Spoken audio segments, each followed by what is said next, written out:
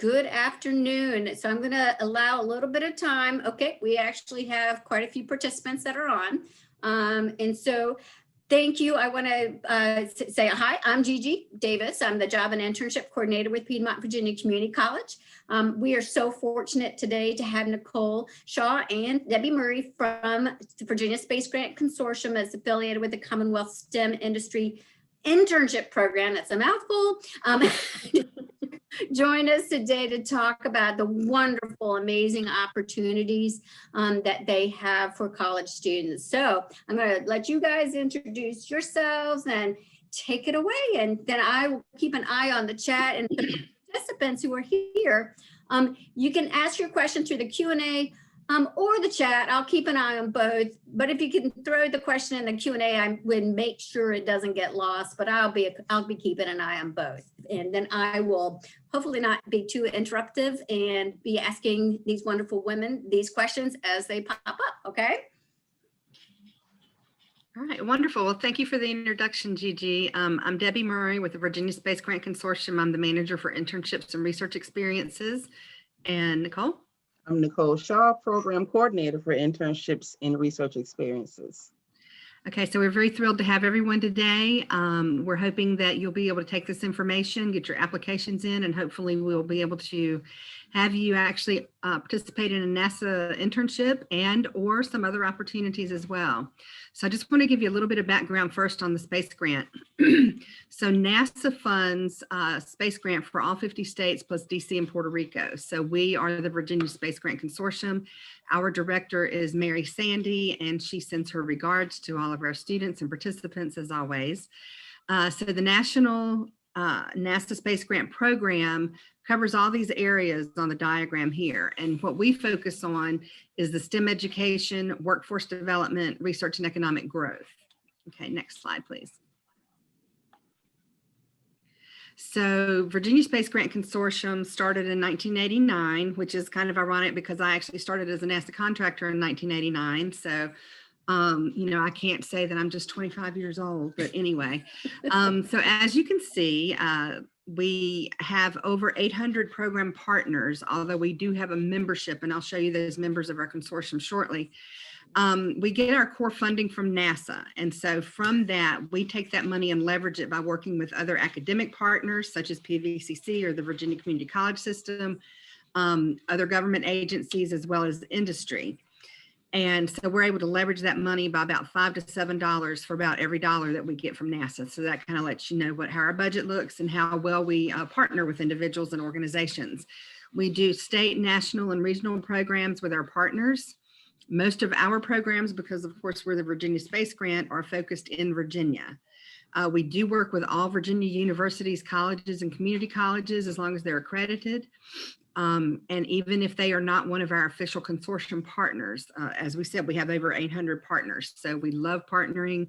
We love providing opportunities for students and educators and just really helping those areas with STEM education and workforce development, which is what our two programs that I'll be sharing today will talk about.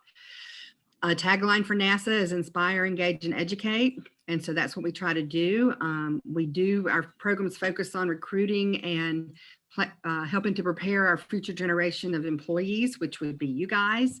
I'm sure a lot of you are already in the workforce, but hopefully we'll be able to enhance what you're already doing, or if you're looking at having a career change, you know, we can help you with that too in terms of these opportunities. So as far as the space grant goes, we do scholarships, fellowships, and internships for our member institutions and students. We have higher education projects. We also have a huge host of pre-college programs as well. So Nicole and I are on the higher education team. I've had about 5 meetings today, so please forgive me. We do student and faculty research opportunities. We have informal education outreach. When you see our members, you'll see we have like a science museum and the Virginia Air and Space Center. So those are considered like informal education organizations. And we also have a strong emphasis on inviting underrepresented groups to participate in our programs. And that includes women, underrepresented minorities, persons with disabilities, and also individuals that come from a depressed area, so to speak. So the members of our consortium are on the slide. We have 5 of Virginia's major universities: the College of William and Mary, Hampton University, ODU, UVA, and Virginia Tech. Also on the right side, you can see where it says a Virginia Community College System. And what that means, Virginia has 23 community colleges plus their satellite campuses. So that means that any opportunities that we have for our member organizations is offered to every student that attends a Virginia Community College, if it's a community college opportunity. We also have, we're fortunate to have 2 NASA centers that are part of our organization, and that's NASA Langley Research Center, as well as NASA Goddard Space Flight Center's Wallops Flight Facility that's over on the Eastern Shore, where you get to physically see sometimes when they have a launch, you can see the light streak that goes up through the air. It's very exciting. And it's exciting if you can actually be there for the launch sometimes. So watch for those dates. And if you can get over to the Eastern Shore, you can see it a little bit more up close and personal. We have the State Council of Higher Education for Virginia. We also have the Virginia Air and Space Center. Can you go back a couple of slides, Nicole?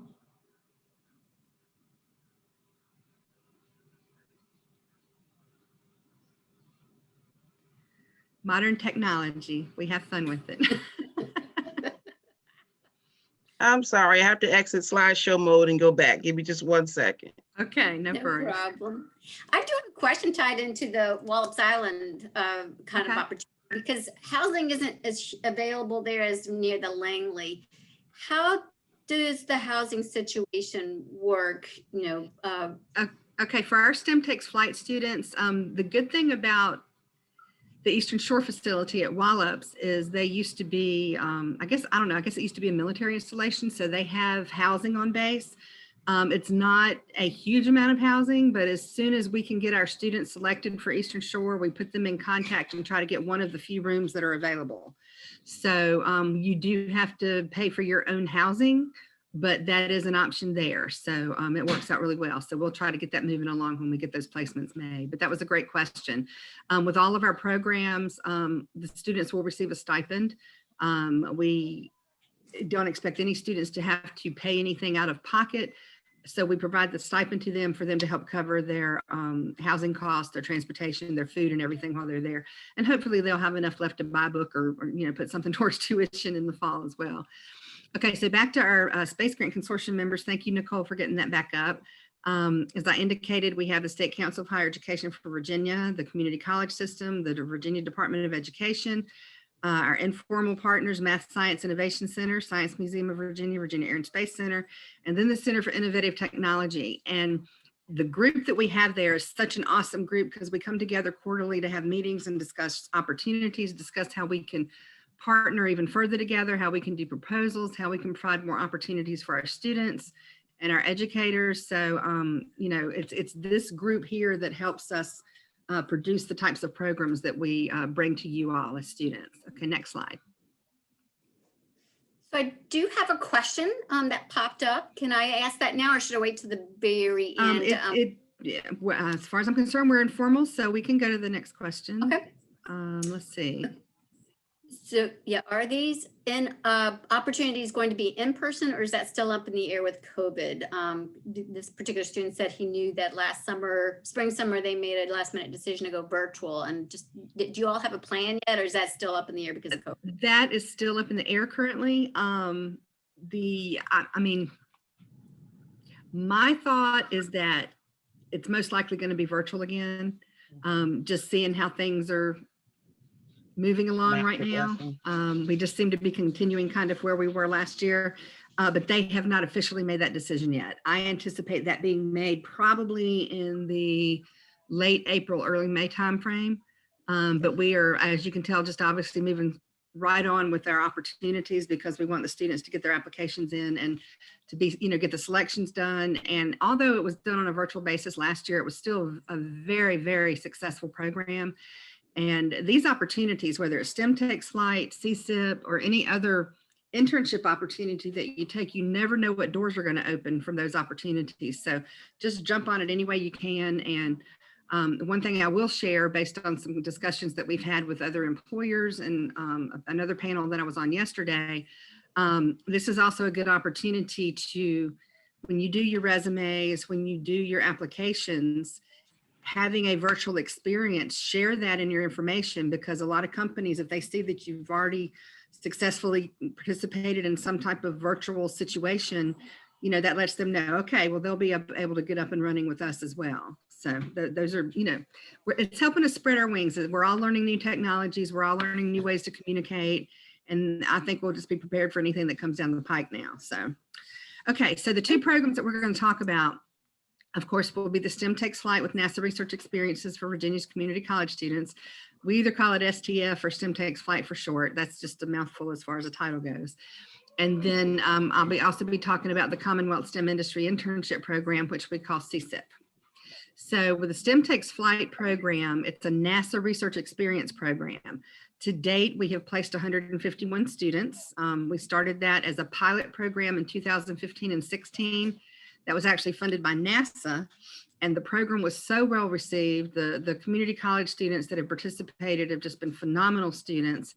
And NASA loved it. So they have asked us to sustain the program if, you know, for as long as we can. And so that's where the chancellor for the Virginia Community College System, Glenn Dubois, and his senior managers, they stepped up and said, well, we'll fund students. And then our director, Mary Sandy, with the Virginia Space Grant Consortium, stepped up and said, well, we'll fund students. And so we've been able to increase that number of students being funded to 25, and actually it might be 27 this year because we got some additional funding that we're going to also put into STEM Takes Flight. So, you know, good news all the way around that. I was very excited to see how NASA was going to handle the internship last year, or in our case, we call the STEM Takes Flight a research experience because we don't fall under the NIFS umbrella under the education office at NASA. We fall under a couple of their research directorates. So that's why we call the research advisors, which would be AKA mentors for other programs, but the research advisors for us. And instead of you being called an intern, you're a student researcher. So it's just a matter of, you know, getting the terminology correct and everything. But they stepped outside the box. They said, well, if we can't bring the students to us, we'll go to the students by sending them a computer from NASA, along with all the software and hardware that they'll need to do their research. So they packed up computers and sent them out to between 2,000 and 3,000 students. So I thought that was amazingly wonderful. And that allowed the NASA internships and research experiences to continue on. And we got very, very positive feedback from our students. Nicole, go back one. Oh, you can't go back. Okay. All right. That's okay. I just don't remember what was on the slide. But anyway, the students had a wonderful experience. There was a situation every now and then, maybe where it took a little bit longer for the computer to get to the student, but they were up and running, and you know, we were able to extend a student if we needed to. So it was very nice. Before I got quick fingers and changed that slide, what it showed was a Zoom conference that we had at our closing ceremony that included our director at NASA Langley, Clayton Turner. And the importance was to show how hands-on and how close he is with the program. And I'll let Debbie elaborate from there since I took away. Yeah, thank you for reminding me what was on there. So when the program was started, when it was initiated in 2015, Clayton Turner was the director for the engineering directorate. And he did site visits with all the students. We did a luncheon with him. He participated in our closing ceremony. But then he was promoted or put in as deputy director and then acting director and promoted to director of the entire center. So we were thinking, okay, you know, he helped us bring this program to life and he loves it, but he probably just won't have enough time to be that involved with it. And he corrected us very quickly on that. He said, STEM Takes Flight is a passion of mine as far as the program goes. He says, I got my start at a community college. So he said, as much as my schedule will allow, I want to interact with these students. And so if we aren't able to get him for anything else, we always get him on the calendar. If we're on site, he does a luncheon with just our small group of students, which is about 20 students, 2021 at NASA Langley. Very informal. He laughs with the students. He shares stories. He gives out little goodies out of his pocket. He's so funny. And he is very much an introvert, but to meet him and hear him talking with you guys, you would never know it. Because when he starts talking about his passion and encouraging students and you guys, he just comes to life. So I would never believe he was an introverted person. So anyway, so that's what that picture was about. He was having what would have been a luncheon, and but anyway, just talked to the students, shared his story, asked all of them what they were doing, what their passion was, what they wanted to do in terms of their degree, and assured them that NASA wants you. A lot of community college students, to my surprise, I've had so many say, I didn't think NASA would be interested in me because I'm not attending a four-year school. Well, that couldn't be further from the truth, because so many, including Clayton and a lot of the other researchers out there, they all got their start at a community college. And for a lot of them, that's as far as they went with their formal education, or they went into the apprentice school. But man, they have made, you know, a 30, 40, 50-year career at NASA by hands-on, you know, machinery, models. We have a huge model shop at NASA Langley. And so even though we may not be able to take you on in-person tours like we would if we were on site, we still have the opportunity to do virtual tours. So you guys will definitely get the flavor of what it's like to be at NASA. Even if we do the virtual program, it'll still be very exciting for you, I promise. So anyway, so it's going to be, go ahead. Oh, so I was just going to throw in a few words that my brother works in the Humans to Mars project. I think I might have mentioned that to you guys previously. And so his comment, and actually he has come to PVCC to speak to specifically to students to say, yes, I just wanted to echo that point about, yes, they are all about community college. He got the math that he needed at PVCC before he went off to UVA to do his engineering degree. But the other point that he said, he goes, if we can't work virtually, how are we going to send people to Mars? So I just throw that in. Yeah, that's true. That's good. It's nice to have that feedback as well. And also NASA, particularly the research directorate. So we work primarily with the engineering directorate and the research directorate with placing of our students. And if you go to the website, you know, you can see the opportunities that are available there in those directorates. But the research directorate is also specifically interested in students that are deciding to take the technician track. So maybe you're not necessarily planning on going to a four-year school, but you're going to graduate, you know, from a community college on a technician track. They're interested in you too. As a matter of fact, they say, bring us as many applicants in that area as you can get us, because we are interested in them.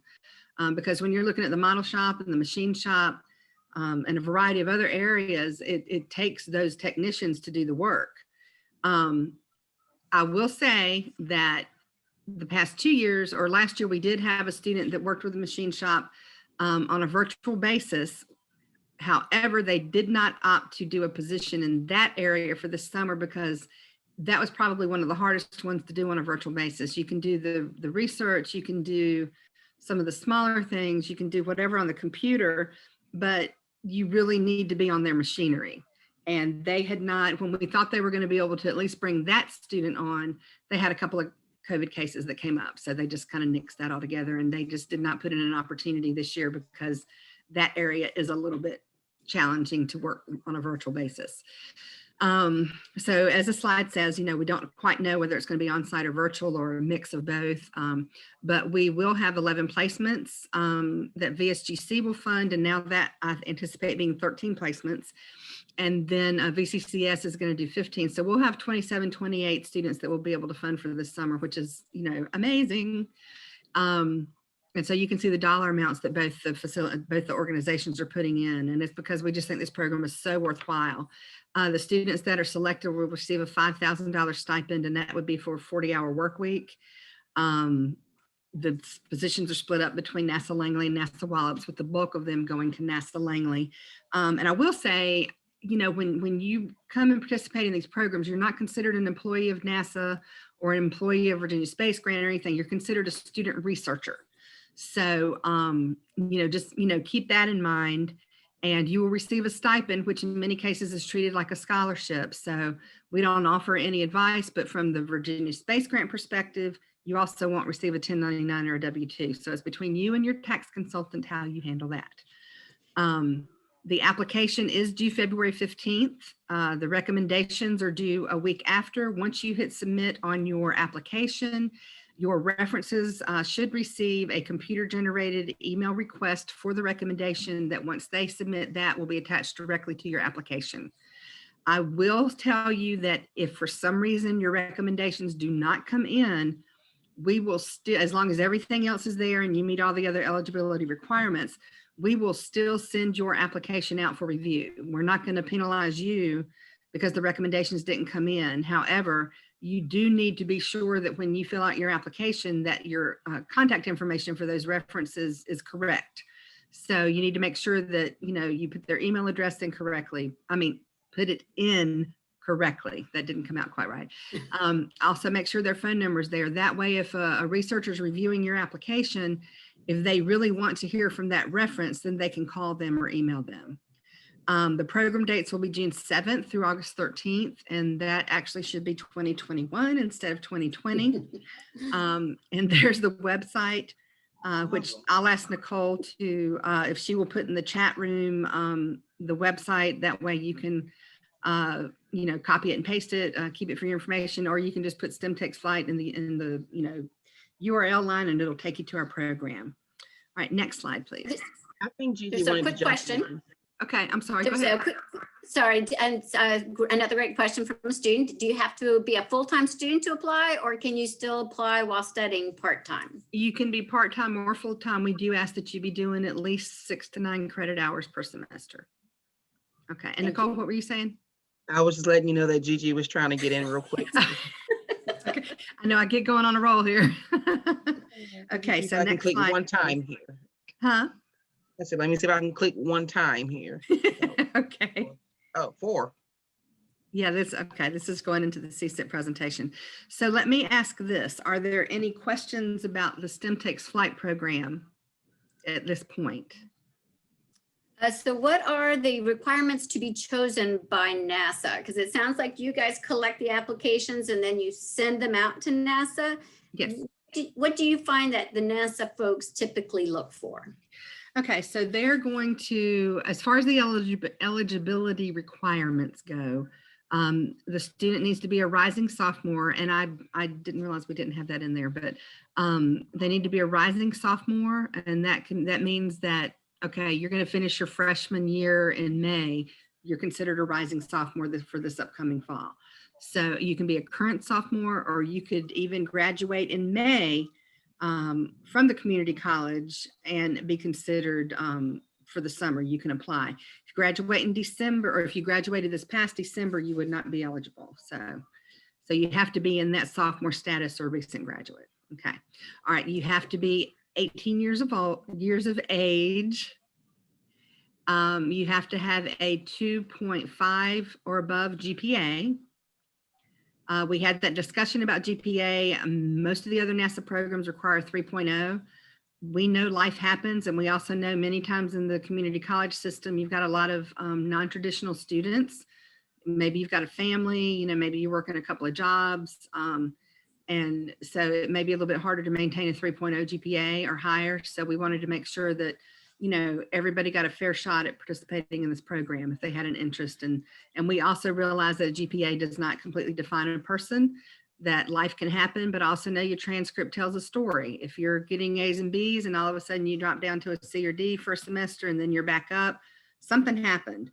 You got sick, you know, had some family situation, whatever. We just know something happened there that had an impact on you, but you bounce back. So, you know, and another part of the application, which I'm going to get into more detail with CSIIP, because the application they're very similar. And we are requiring that our students apply to both programs because you get 2 benefits. If you apply to STEM Takes Flight and you're selected and you have your CSIIP application, and you'll get credit for both programs. That means you'll get certificates for both programs for your, you know, your resume or portfolio. And so that's a win-win for everybody. The second positive thing about that is that if by chance you apply to STEM Takes Flight and you're not selected, then you've got your application into CSIIP, and you'll see how that will benefit you too, because you can be considered for that program by other companies. Let me see, you have to be a US citizen for STEM Takes Flight. With most government agencies and with many of the contractors, you have to be a US citizen because they're doing government work. And it's just, you know, kind of self-explanatory why you need to be a US citizen with that. Let me see, I don't think I've missed anything. You have to be pursuing a STEM major, obviously. and something of interest to NASA. So those are the primary requirements there for the STEM Takes Flight program, and very similar to CSIIP, other than your GPA needs to be a 2.7. But I will say for CSIIP, if you're knocking on the door of 2.7, we'll still let you go ahead and apply, because companies are kind of flexible as long as everything else looks really good in your application. And I'm going to talk a little bit more about the application itself in just a few minutes. But Gigi, did you have another question? Or? Yeah, so I had another student who said, if we have applied before last year, are we allowed to apply again? Absolutely. Okay. And I'm assuming they're talking about STEM Takes Flight. With CSIIP, you only have to apply one time and you just go in periodically. I suggest after every semester and update your application. Okay. But with STEM Takes Flight, yes, as long as you remain eligible, you can apply as many times as you want. You know, and hopefully, you know, you'll eventually get in.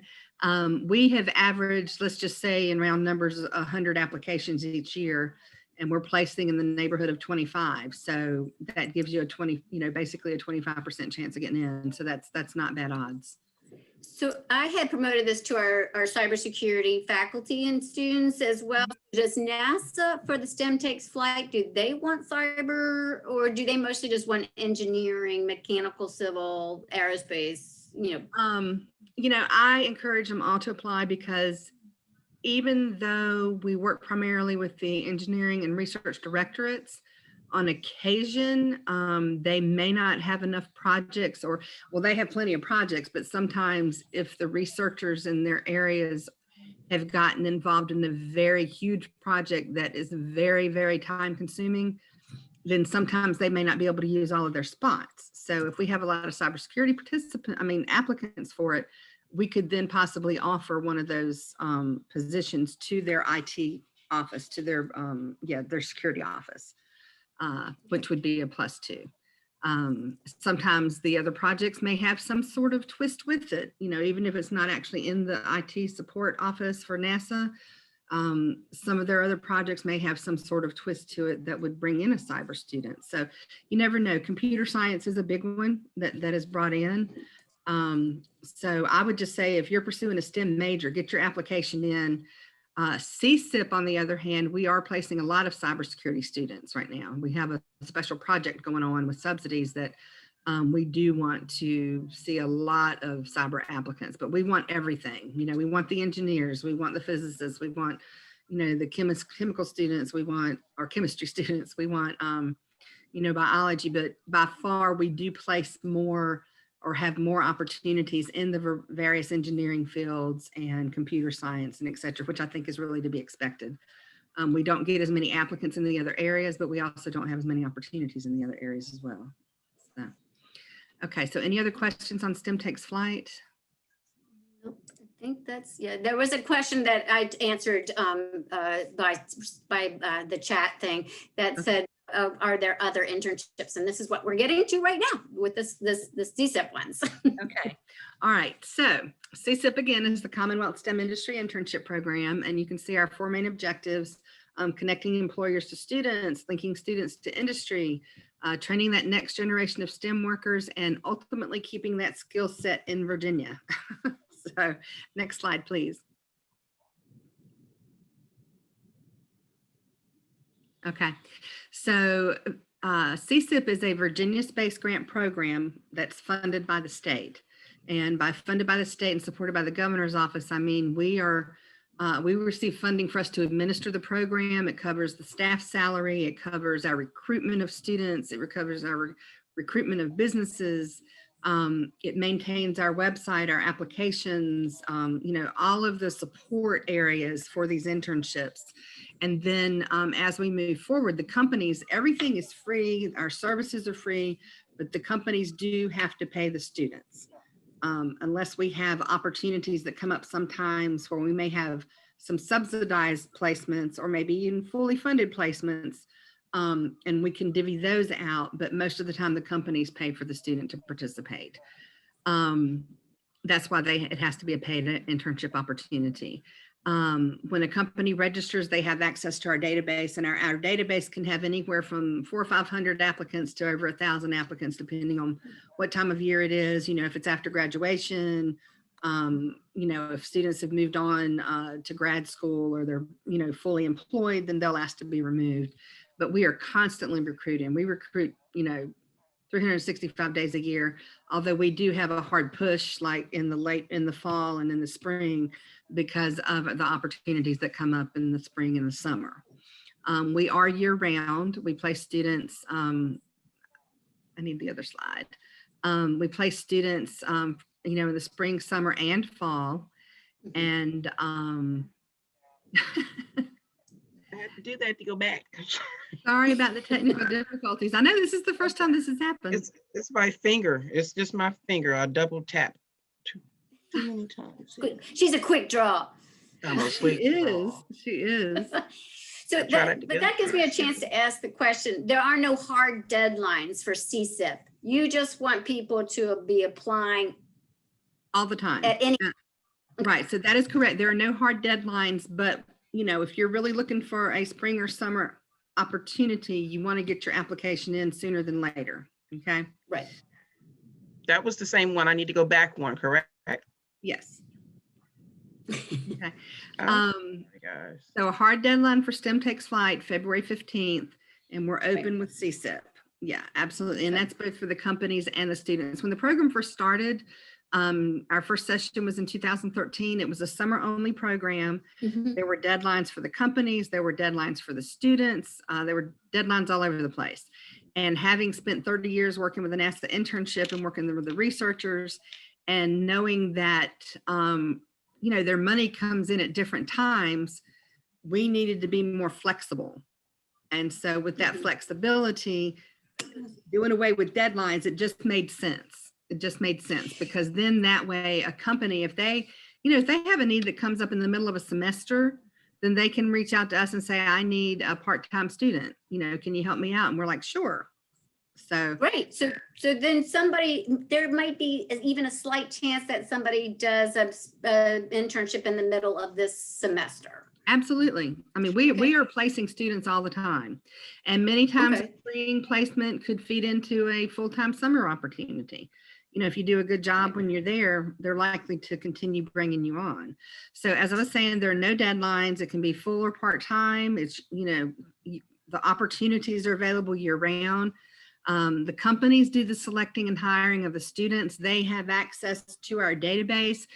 And it was initially intended to be an autonomous system where they could kind of go in and do everything. But what we found is probably 99.999% of our companies want a little bit of TLC. They want to have their hands held. And so we will basically get what their needs are. And then we will narrow that pool of applicants from 500 to 1,000 down to just those that meet the criteria for that specific company. But this is where it's key for the students. We will reach out to you and say, we have this opportunity. Are you available and are you interested? So that's why I tell students, always, always, always watch for CSIIP emails, because if you don't stay on top of your CSIIP emails, you might miss an opportunity. It doesn't mean you wouldn't be considered for anything else, but if you respond back to us and say, yes, I'm interested and yes, I'm available, then that means we're going to put your application up to the head of the line. Okay. So that's just really key. When you put an email in your application, make sure it's something that you will be checking, you know, during your entire academic career, whether it's your personal email or whether it's your academic email. Just make sure that you're checking what you put in there. Okay. All right. And I do want to say we do support all STEM areas, as I said, 2-year, 4-year, and we do select high needs areas. So what that means is we found out from some companies that are like, okay, 2- and 4-year degrees are great. We're not knocking those at all, but I've got this project where I need someone with a specific certification. Let's say it's mechatronics or MATLAB or a cybersecurity certification. This project requires that certification, period. And so we started allowing students that were just pursuing certificate programs in these high needs areas to apply to CSIIP as well. So there are opportunities there. Okay. All right. Next slide, please. I'm trying to be very careful. Okay. So some of these I've already touched on. These are CSIIP participant benefits. We do provide assistance to the companies. The other thing is that we check in, I say we, it's usually Nicole. is going to be checking in with the students a couple of weeks after the internship starts or the research experience starts, and maybe in the middle and then at the end with an evaluation. We want to know that everything's going along smoothly, that there aren't any issues either with you or your research advisor or your mentor. The sooner you let us know if there's an issue, the more we can help you. If the last thing we want to happen is for us to find out when you're doing your evaluation at the end of the program, I hated my summer experience, I didn't have a computer, I didn't have this, or that was horrible, or they were never available. These are things that are very uncommon. But if you don't let us know, maybe it's a personality conflict. I mean, sometimes that happens, period. You can be an excellent student and an excellent researcher, but sometimes it just doesn't mix. Let us know ASAP. Don't wait for us to reach out to you. If you don't let us know there's an issue, we can't do a thing in the world to help you with it. So it won't always mean the end of your internship. It just means that we need to find a better fit for you. Right. And Gigi, what were you saying? And also, well, if the student does that internship and they use it for credit at PVCC, which some of our programs do allow students, like our cybersecurity, our IT programs do allow a student to pursue a internship for credit. It doesn't have to be coordinated with you all. It would be coordinated through me. I can also be a resource. So, and it's especially great that now we know each other, that we can coordinate issues. So that I totally agree with, don't let a problem fester. Yeah, absolutely. I wish every one of our schools had a Gigi there. Absolutely. I concur. Okay. So do be aware, you will be required to do an evaluation and give us some feedback. The other thing that we're going to do is about a year out, once you've participated, we're required to do a longitudinal survey as well. And so that's basically kind of where are you now and what was the impact of the program that you participated in. And the reason for that is we have to have statistics and data to show that the money that we are being given for these programs is having a good success rate, is having a good impact so that we can continue the programs. So if you don't respond back to our request for this information, that could have an impact on future participants with the program. So, and surprisingly, sometimes it's hard to get people to respond. So that's something that we really, really, really want to emphasize. We've had good feedback to allow you to be able to apply to these programs and continue moving forward. We want to be able to do that continuously for years to come. Okay.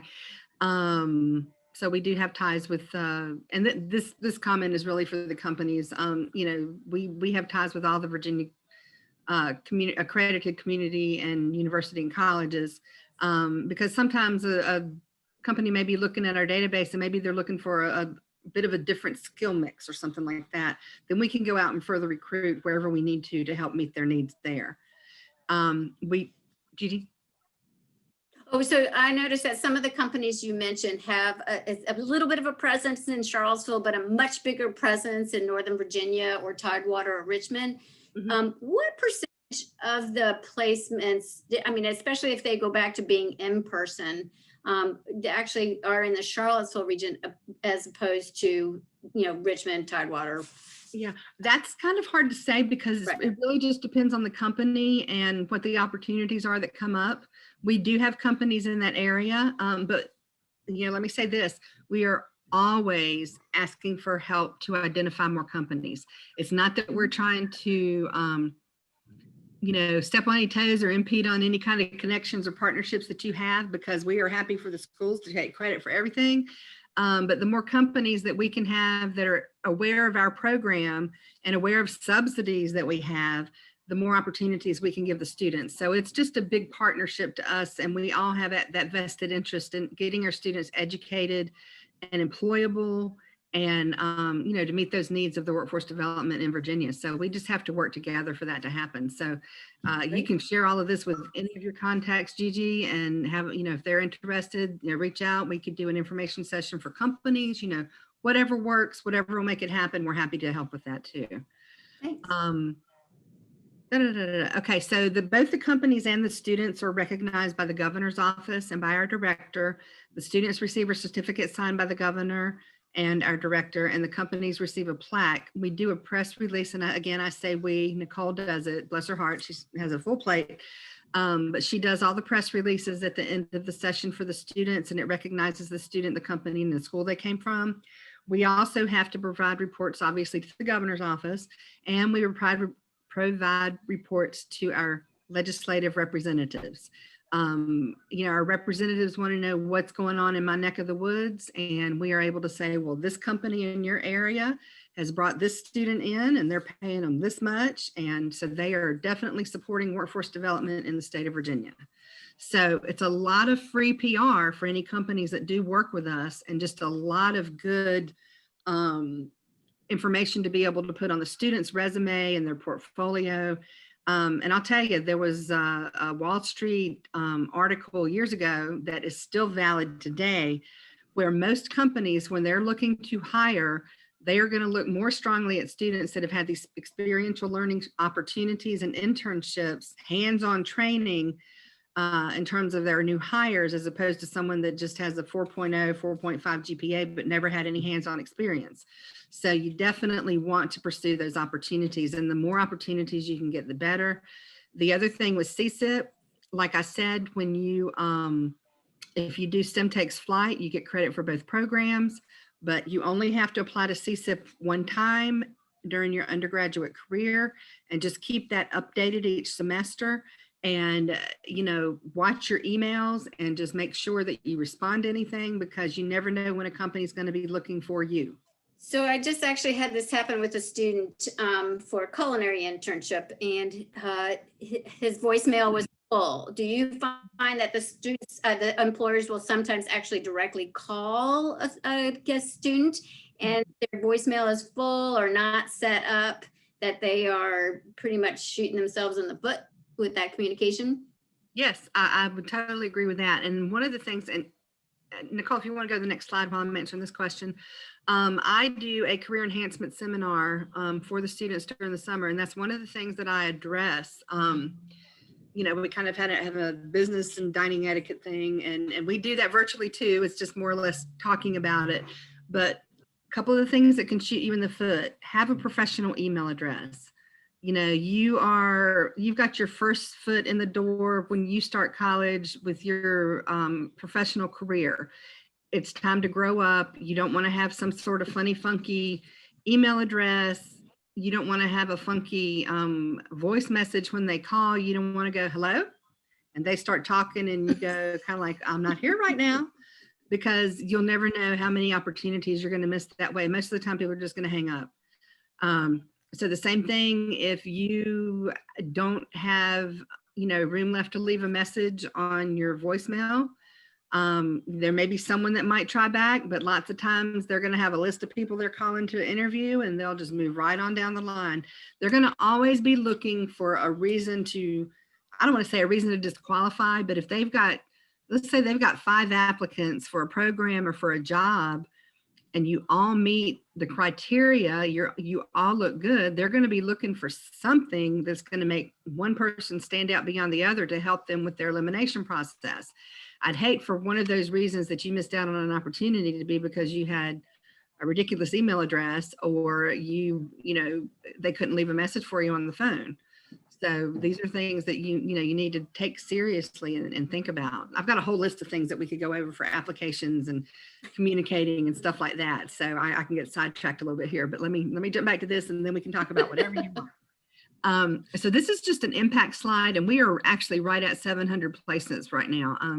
Almost as soon as we give this presentation, it's outdated. We're NASA entity, so obviously we have a lot of aviation and aerospace placements with NASA, with our contracted companies and whatnot. We've been fortunate, as you can see from the funded projects in the center, most of them except for one all of them except for one have been cybersecurity related. Cybersecurity is such a hot field, and anything related to cybersecurity right now, because there are thousands and thousands and thousands of job openings that that's why there's so much cybersecurity money out there right now to train people, to get them educated and to get them skilled so that they can hit the ground running for these opportunities. So we do have a lot, and those numbers have gone up now too. We have over 240 companies registered. Not all of them place students right now, I would just turn back flips, and I don't even know how to do one if all of them did it at the same time. So, but the reason we're always constantly looking for other companies, because we have to get new blood in the system. Because companies, we work with a lot of startups, with fresh outs, with small companies, medium companies. We have large companies. We're talking to Amazon right now. We've got like Department of Transportation. We've got Jacobs International. We've got just all kinds of companies that we work with. And just with the ebb and flow of the economy, a lot of companies, it was very hard for them to have interns during the COVID impact. Others have, realized that this is maybe a way of life for a long time. So I've either got to, step up and get something done, or potentially close my company. So there are a lot of things going on right now. So, we're always looking for more companies to register with us. We also have 24 partners, and each one of those partners have membership of companies within their organization. So for every 24 of those, we can get out to, God knows how many different companies in addition that we, continue to bring in to work with us. The cyber programs that we've had have all had funding for subsidies for companies that bring a student in. Let's just say that over the course of an internship period, you're going to get paid $10,000. The one that we have right now, which is COVID CCI, they would only have to pay $7,500 of that, and the other $2,500 we would pay. So we can pay for 25% up to a maximum of $2,500, but we have limited placements. And we also have a time frame that we're looking in. So it's first come, first serve, and it's a sense of urgency to get this done. So if you're a cyber student, and if you know of a company that's doing cyber work, Gigi or anybody, these are areas that we could help those companies be able to bring students in. Even though all of these projects, except for one, which has been geospatial, are cyber focused, we do not do just cyber. So don't get confused with CSIIP being a cyber program. It's not. It's just under our CSIIP umbrella. When we have opportunities for subsidies, the most of them have just been cyber. But we've also sometimes have some for engineering, or we'll have for whatever. But regardless, if you're selected, you're going to be paid. Can I ask a quick question to that? Because that's where I talk to cyber companies quite frequently, because we have a cyber program, and a lot of them are not that gung-ho about doing virtual, partly because of the security concerns. And here, software development, they've gone virtual. They're like, oh, of course you can do that virtually. Even help desk jobs that they can do, help desky IT kind of thing. But I'm not hearing the cyber companies saying they want to do virtual internships. Are you, or these kinds of projects, are you hearing that COVID's changing that approach? We have still been able to place students. Cyber is, I guess, what you could call one of the more essential fields for obvious reasons.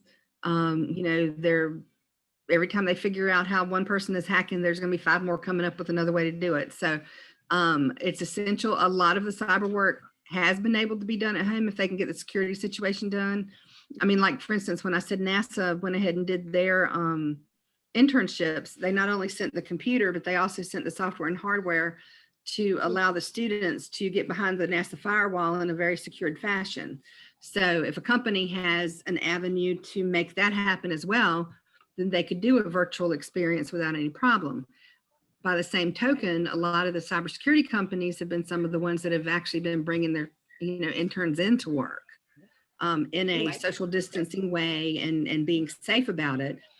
Some of them will have a hybrid type program where maybe they will have the individual come in for, a couple of days a week, and then they do the rest of it, at home or in their dorm or whatever. So they seem to be getting very creative and thinking outside the box on how to continue going, because again, like I said, if they don't figure out how to make the system work on a virtual basis, they may lose their company. You just never know what's going to happen with it.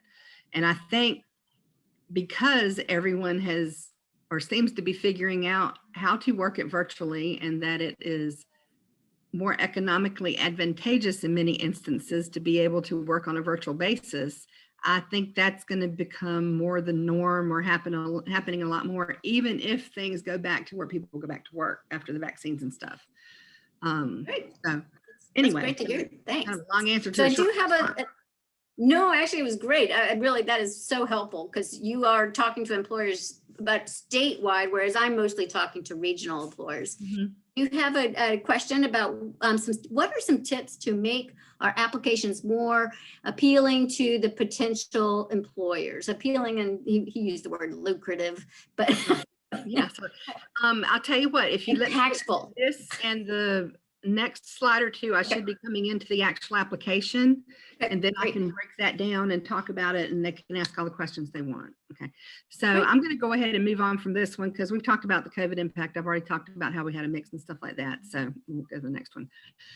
This is the program that I was talking about that I've pretty much already briefed. It's the Commonwealth Cyber Initiative. And now, Gigi, I know we briefed you on it. Were you familiar with it before we talked about it, or? Little bit. Okay. Okay. So basically this is just, we put in a proposal.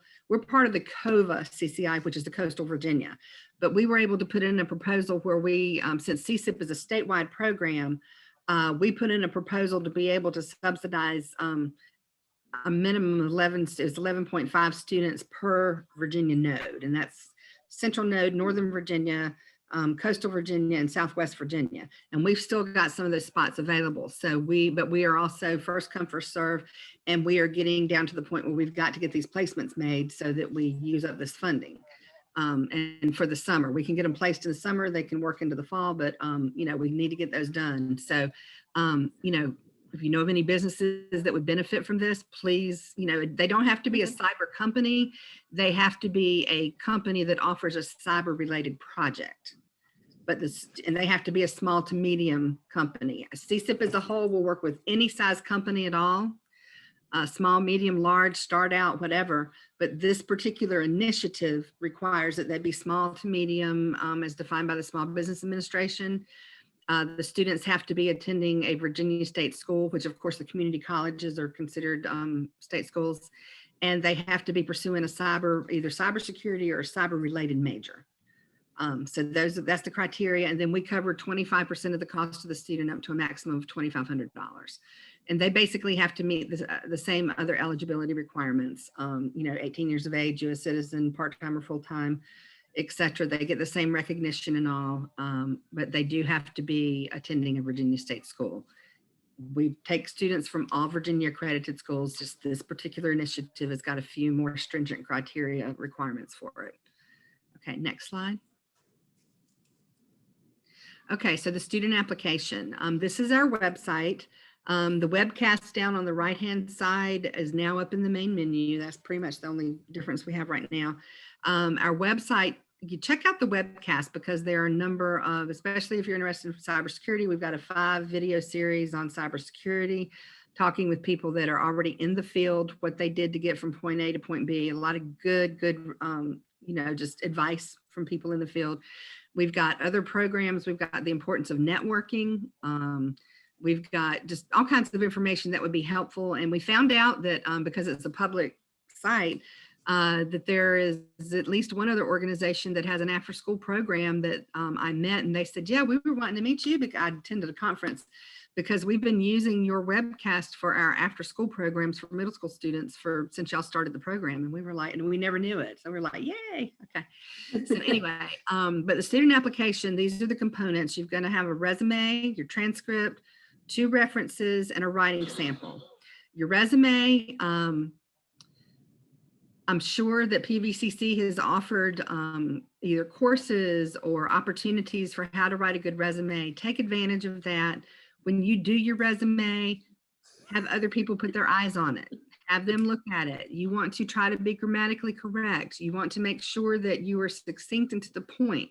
You want to make sure that the information that you're providing is going to be eye-catching. If you've participated in an internship or you participate in one of our internships, don't just put that, I interned at NASA Langley Research Center for the summer of blah, blah, blah. What did you do?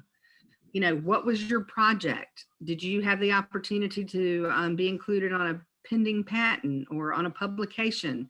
Did you lead a team? Did you come up with some sort of new idea? Did you work with software or hardware that you hadn't worked with before? all of these things are important because they need to know what skills you're bringing to the table. Some people tell us, well, I haven't really worked anywhere, so how am I going to put any experience down? Have you played sports? Were you a team captain? Do you have, what are your hobbies? Do you, build computers? Do you like to build or, tear machines apart, tear cars apart and put them back together? That's mechanical engineering. Do you have, so the hobbies, do you volunteer anywhere? Just things that are going to demonstrate your interest in technology, your skill set in technology.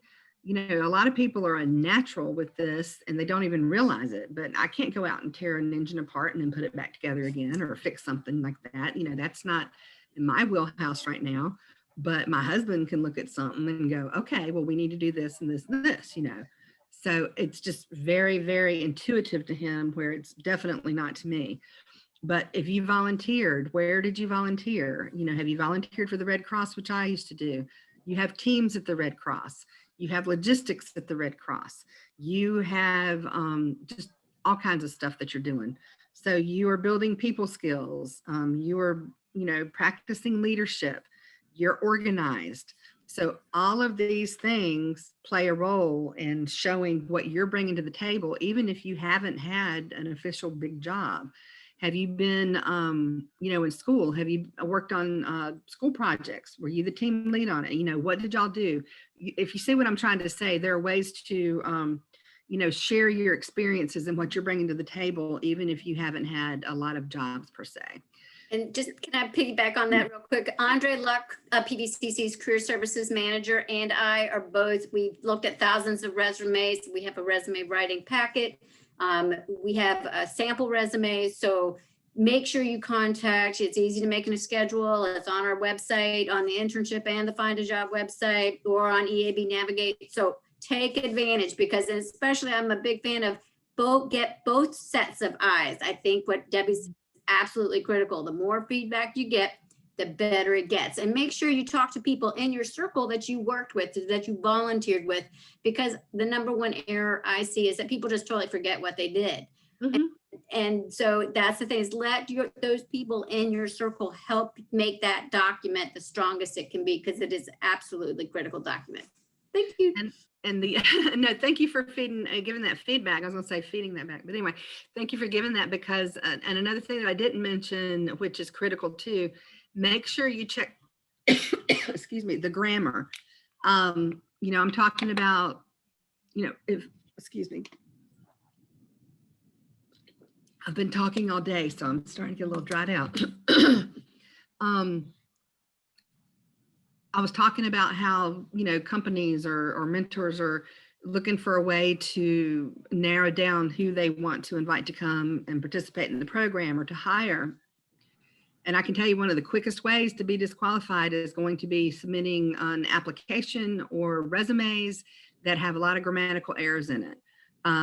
These people are going to be, if it's a job, they're going to be saying, okay, well, this individual is going to be representing me. They're going to be representing our company. Now, are they going to do this in a professional manner? Can they write correctly? Can they verbally communicate correctly? So this is where those boring English classes, come in, that you wonder, what will I ever use these for? This is where you're going to use it.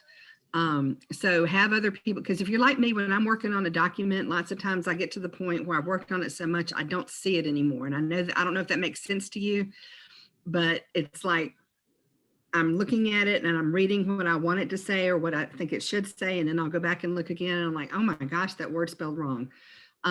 So it never hurts to have other people look at it just to help, check the grammar and, make sure that the information is relevant to whatever it is you're replying to.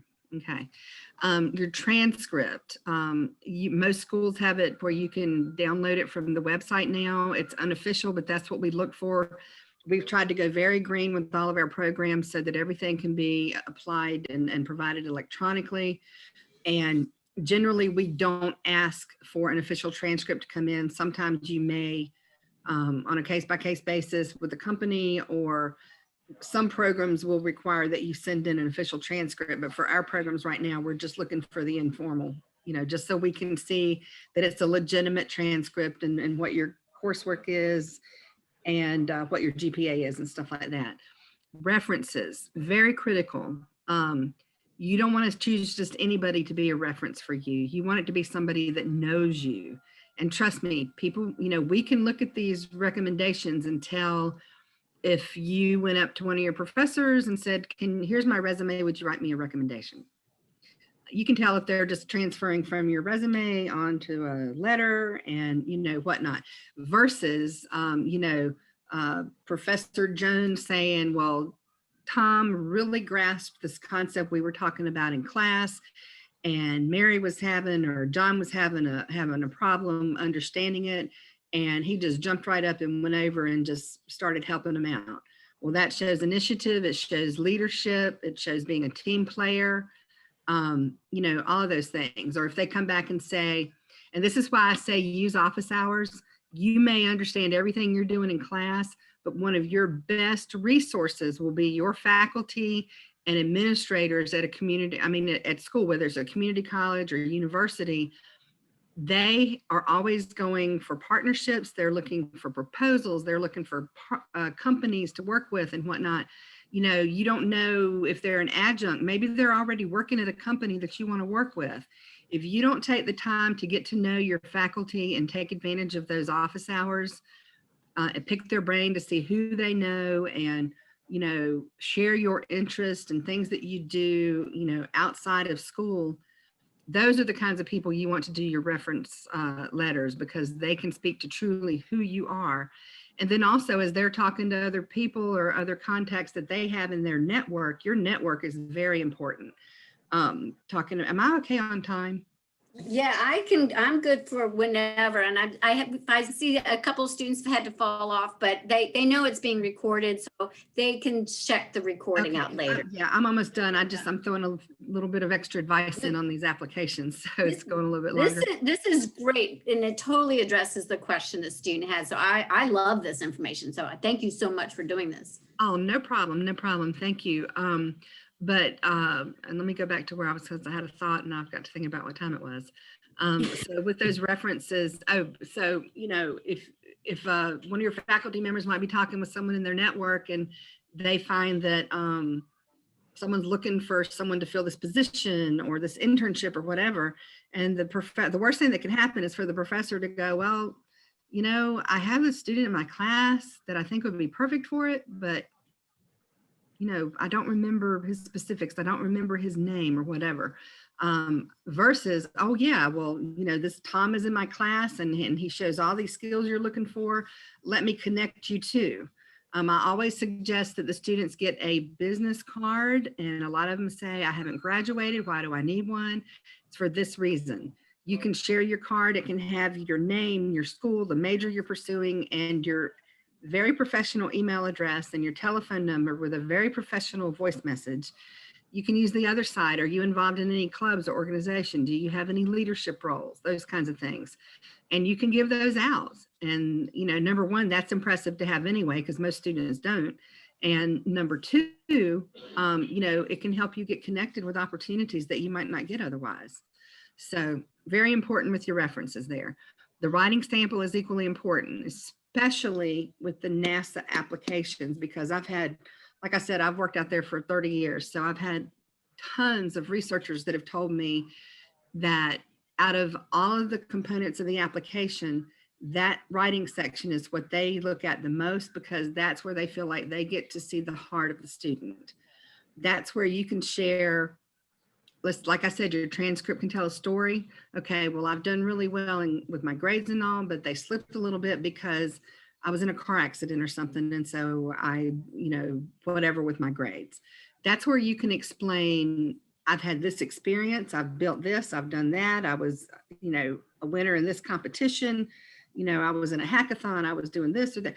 Anything that you feel like is important for that reviewer to know that wasn't covered in the rest of the application, or maybe even to elaborate a little bit more than you did on certain aspects of the application. That's where you can share all of that. What are you bringing to the table that maybe someone else is not?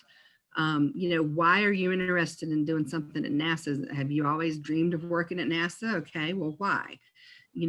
How do you see this experience impacting your professional career? You know, those are the kinds of things that they want to see. Don't take it lightly and just go, well, I've always wanted to work at NASA, so I hope I get selected. That's not going to tell them anything that they want to know. Okay. All right. So next slide. I think we're done. Yeah. Okay. So this is just all of our contact information for our staff. Nicole and I are the primary contacts for STEM Takes Flight, and CSIIP, you can contact any of us, but any questions? So I'm not seeing any right now, but let me actually look at you mentioned about where the residencies are, when people, that's called hub zone, right? If somebody lives in a hub zone, do they get any preferential placement or anything, or no? Because that's where, I have a company that does, you have to live in a hub zone for their particular internship. So I don't know. So we haven't had anything specifically addressing hub zone, but I mean, I'm open to that. I mean, if, you know, I'm not sure, but we don't have a question addressing anything. We have sections on the application that ask for optional information. Alternate addresses. Yeah, that's true. So for CSIIP, because we're all over the state, we did add in 2 other opportunities to have, like if you have a grandparent or a relative or a friend that lives in another part of the state, then that could give you got your school address, your permanent home address, which sometimes it's the same. But, you know, if you got a relative or a friend that lives in another part of the state and it's an on-site type of internship, then you can put them down and be considered in a more widely geographic area. Okay. But, you know, as far as, if we had a company that registered that, you know, their internships were focused on individuals that lived in the hub zone area, we could always send out an email that would give the students the option to let us know they're in an area that would meet that requirement. I think that might be a good way to do it. I mean, we could add something to the application. I don't know if they would fill that out. I don't know if there's a way to identify hub zone areas and then compare it or whatever, but I think that would probably be the better way to do it. So we would be interested in working with those companies as well. Okay, I'll send you the hub zone link that this particular company puts out there. It's something that I think is growing. Try to address diversity. So recognizing that sometimes where somebody lives impacts their opportunity. Right. So yeah, I look forward to getting that information because, like I said, this is the first time. okay, I'll send it to you. Okay. I'm not seeing any more questions, and I think this was really comprehensive and really exciting to see the partnership, and you know, especially with us for employer engagement, as well as just for bringing in students, because I don't think I realized the science majors like chemistry and biology as much as what I learned during the session. So that was. Yeah, and one area that I didn't mention, I mean, like, of course, under the mathematics, we also bring in accounting and finance and, you know, those areas too. Yeah, we don't do business administration per se, but if it's a, you know, emphasis in accounting or finance or economics, anything that statistics, anything that deals with numbers or math, then yeah, definitely they can apply too. That's great to know, because we have an accounting program, and our accounting program even allows an internship for credit. That's where sometimes I'll have students in our engineering program go, oh, I want to do an internship for credit. And I was like, don't waste the money. Yeah, we'll take your money and we'll find a faculty member to be a faculty supervisor. But why do that? Because the 4-year college is not going to accept that credit. So we very much, you know, just say, hey, doing an internship is great, but don't pay for credit. On the other side of that, we have been working with some schools, and I can't remember which ones they are because I know Mary, our director, have been working that. But some schools, and I think ODU is allowing students to, or they've agreed to put internship experiences on their transcript. Oh, like a co-curricular transcript? Yeah, you know, even if they don't actually get course credit for it, then but they can still have it listed on there. So that might be something y'all might want to consider. Even if it's not for course credit, at least it acknowledges that they were officially in an internship program.